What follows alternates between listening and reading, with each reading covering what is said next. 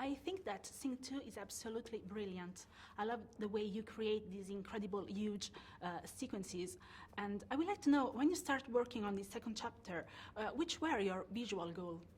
Oh, well, the goal was always to take these characters that come from a small world, little towns, little houses, a very relatable starting point, to the most extraordinary city. And it's sort of based on Vegas because of the shows that you would see in Vegas are always huge. So the vision for the film was based on the ambitions of the characters and taking them to that next level.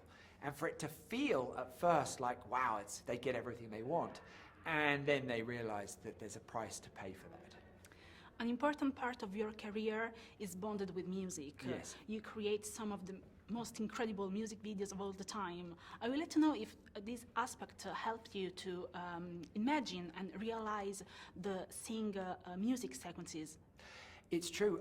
I did make a lot of music videos, and I loved making them because I love filmmaking, and music is the greatest thing in the world, so I got to do both. And you learn a lot. I learned with my friends because we left art school and made music videos together.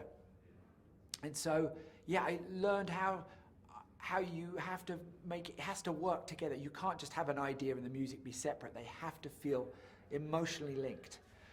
Even the silliest ideas for a music video have to feel like there's some perfect link with the music somehow.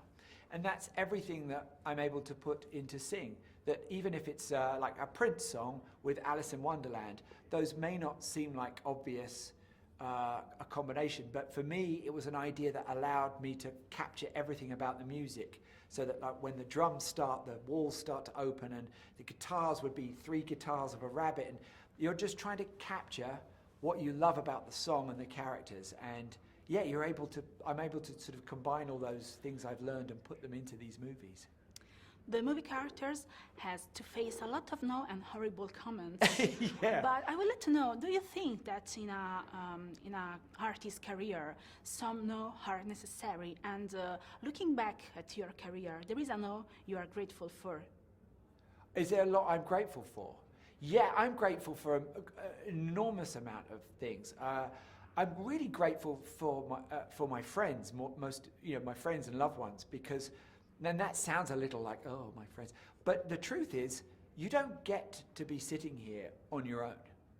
You get hit a lot, not physically, but emotionally. It's really difficult. If you have an ambition, mine was to make films, well, there's a lot of problems you have to go through to get to that stage.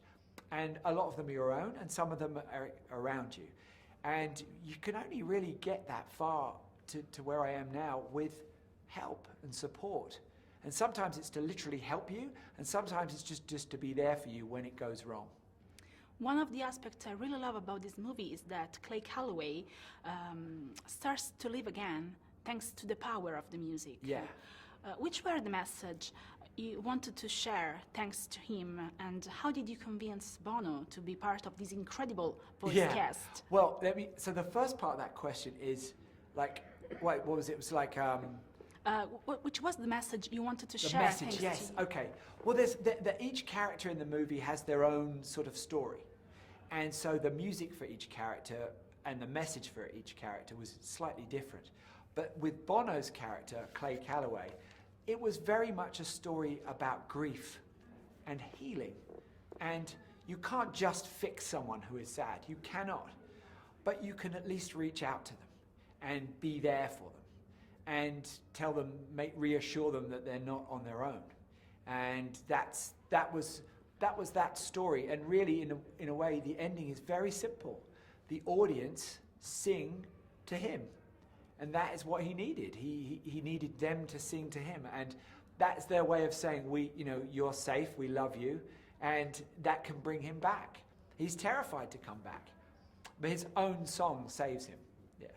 Hesh says that sometimes it's better not to meet your myth because you can be disappointed. Yes. I would like to know instead if you had the chance to meet someone, a colleague or an artist you always admired, and he or she was exactly like you thought she or he would be. Well, I've got to say, not just because he's in the movie, but Bono is one of the most extraordinary people I've met. And I was nervous. I mean, I met him a couple of times briefly before, and he was very nice, but I wasn't sure if he was going to want to make the movie or not. But his enthusiasm for this movie and his character and what that could mean in terms of music was amazing. And he's given me so much support throughout this process that, honestly, I mean, he even wrote a song with Edge for this. And, I mean, can you imagine? And they just said, oh, we've written a song for you. And it's beautiful. It's not just any old song, it's one of the most beautiful songs I could imagine. So I was very moved by that. I've been lucky to work with some incredibly talented people, right from music videos through to now. And I would say most of the time, if I love the music, I normally get on very well with the people who made it. Thank you so much for your time. Thank you.